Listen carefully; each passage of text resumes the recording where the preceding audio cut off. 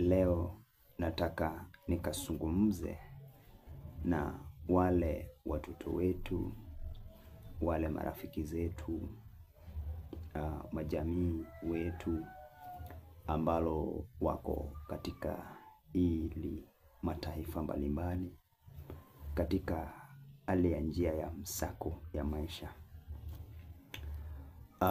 Ninatamani nikaweze kuzungumza na nyinyi katika njia pana zaidi. Kwa wakati mwingine ama mara mingi ni vyema wakati ambapo mtu tunapoenda katika njia ya msako ya kila siku ya kutafuta, ni jambo la maana sana. Kwa mara mingi pia tunapata ya kwamba tunatoka katika taifa letu, tunatoka katika nchi yako, unatoka katika nyumbani kwenu, unapoenda katika taifa lingine.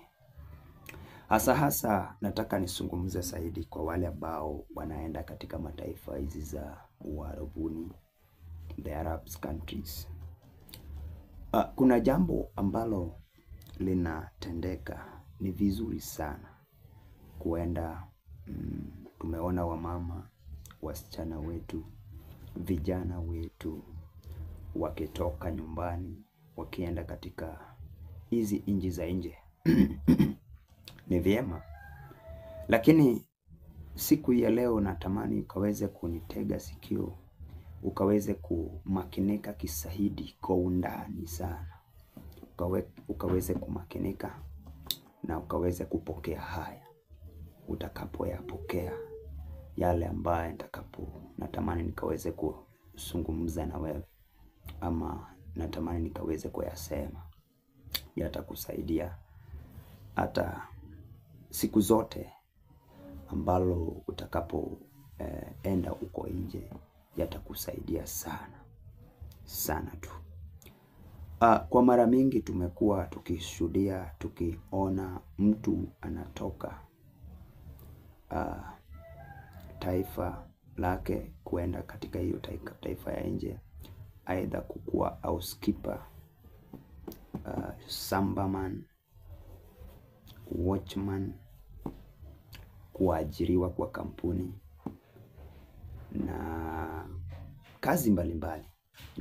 Kwa ile kazi inaweza kupeleka pale nje katika hizo mataifa.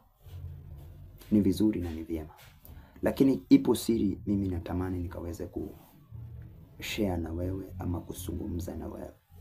Na hii siri ni kitu ambacho hauwezi kugunduliwa na macho ya kawaida ama na wazo la kawaida. Lakini kuna example nataka nikuambie, ndiposa utaweza kuelewa ya kwamba kumbe kuna siri.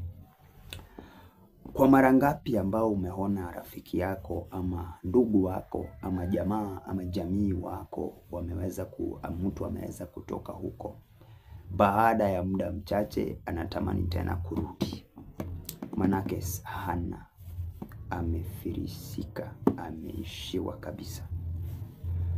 Mara ngapi umeona rafiki ama mtu yoyote akienda huko mara zaidi ya 2, lakini hali halijaweza kubadilika? Mara ngapi ambao umeona mtu baada ya kukaa hapo miaka 5, miaka 2, mwaka 1, miaka 10, anarudi huku akiwa hana na anafirisika kabisa? Hii nakuelezea. Kwa hivyo kwa wamama wetu, wasichana wetu ambayo wako katika hizo mataifa za Uarabuni or the Arab countries, this message is for you.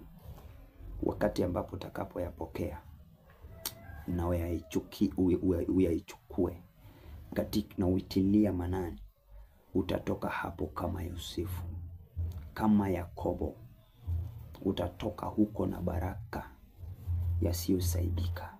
Hautaweza kuwa na nafasi ya kuweza kuyahesabu na kuyajua maidadi ya zile baraka ambazo utakapokuwa nayo, utajiri ambao utakuwa nayo.